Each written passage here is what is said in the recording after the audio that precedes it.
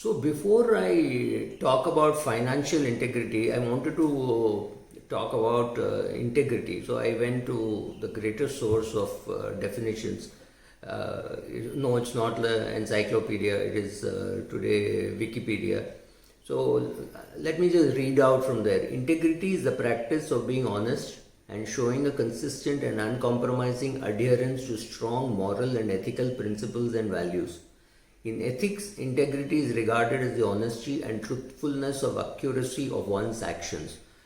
Okay, now that you know what is integrity, the question to ask yourself is, are you living your life in a way that you can say, yes, there is financial integrity in my life. Financial integrity means sitting with your spouse, creating a plan, and then promising yourself, I mean each other or the whole family, saying we will have financial integrity in what we live. We are here to create wealth.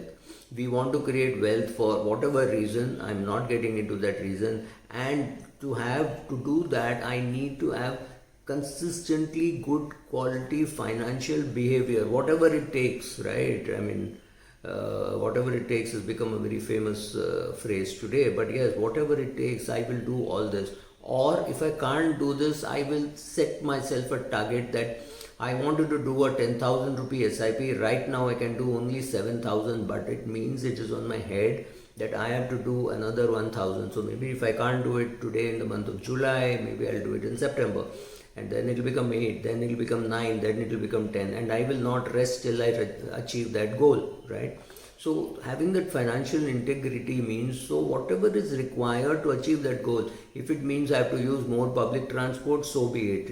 If it means buying a cycle to run my errands, the ROI on cycle is unbelievably high. In 3 months, 4 months, you would have recovered the total cost which you're spending on auto rickshaws, right?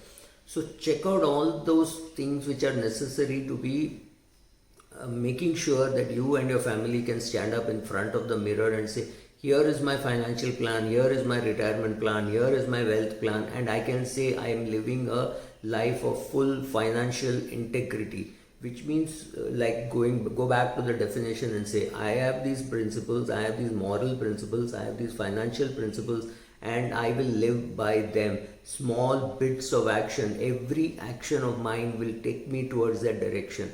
Is there anything switching off the lights, turning from regular lamps to lamps which consume less power, right?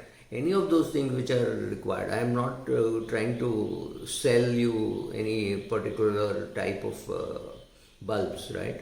So I am not naming them, but right, doing every step of action. And it's not the lighting which may be costing you money, it may be the air conditioning, it may be the water heating, it may be the toaster, it may be anything. So find out, right? Every rupee counts, especially if you're earning 25,000-30,000 rupees. If you're earning 5-6 lakhs of rupees per month, then you have completely different things to consider. You obviously have to consider better asset allocation.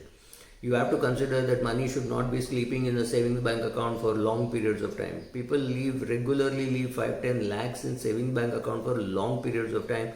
And these are people earning only about 2 lakhs a month. It's not that they're earning too much, but they still have 5 lakhs, 6 lakhs left in their bank account. Now that's bad, right? So you have to be mindful as to what are the things which are necessary. Wealth creation is created by, obviously wealth is created by spending less than what you earn. Try to maximize the amount of money that you can invest, and for heaven's sake invest. There are only largely two asset classes which is accessible to most of us. That is real estate and equity. Every other class is a saving class, including gold. Right, you don't invest in gold, you save in gold, you save in an endowment plan, you save in a bank fixed deposit, you invest in real estate, you invest in equities, and you invest through a mutual fund in equities. You don't invest in a mutual fund, you invest through a mutual fund, right? Basic simple things. So do whatever is necessary to improve your investments. You know your current investments are not doing well. You know the cost is high. You know there is somebody not adding value in between. Whatever be the reason, every step of yours should be to increase your wealth. It cannot be procrastination. This is exactly why involving a whole family helps. Believe me, even a 10-year-old can be given a checklist. In fact, that would be the greatest experiment for you to do. Create a wealth plan apart from a financial plan, saying these are all steps which are necessary for us to save more, and we will use that money to invest more, and these are the consistent things that I will do. Make that list and give it to the youngest person in your house. Let us say you got two children, one is 18 and one is 13. Get the 13-year-old to monitor. Believe me, that 13-year-old will do a good job. I'm not getting into a boy or a girl. And imagine the amount of money and time that you're investing in that kid, and how much wealth that kid is going to enjoy, and how much wealth the kid is going to create. That is perhaps the best investment that you can do. I'm assuming when your second kid is about 13 years of age, you may be about 50 or slightly under 50, and you will see that kid learning the wealth process like amazingly, so that by the time the kid is 23, 24, he knows what all he has to do, or she knows what all she has to do, right? So invest in that. That's a very, very good thing to invest. Say these are the things that we will do as a family to create wealth, 1 2 3 4 5. So all of us are in sync with that. Don't take a J class or a flight and expect your kids to go by second class by train. They will not. A lot of it you can say, oh, I've deserved it, I've earned it, that's fine. But bad habits and good habits are all caught. It cannot be taught. So this would be a great thing. Get the 13-year-old to sit down and say, and then suddenly you see the kids contributing ideas to you, saying, oh, I don't need this, we don't need this, can I put that into an extra SIP? And that money obviously should go into the kids' SIP in the kid's name.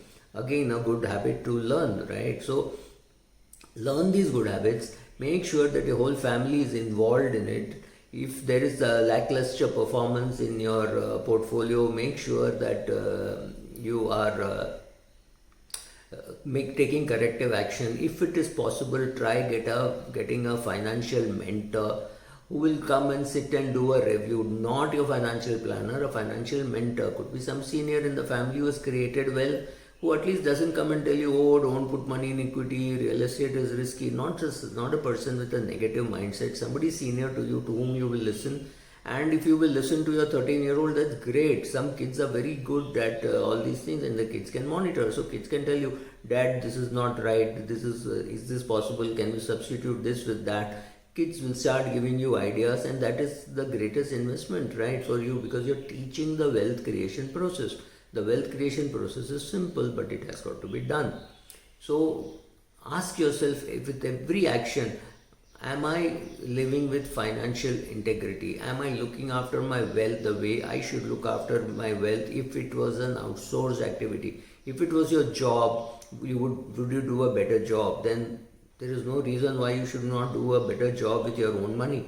Because if you will not take interest in your money, if you will not act with integrity with your own money, if you will not do those steps which are necessary for you to create more wealth for whatever reasons you need, who else will, right? Thank you.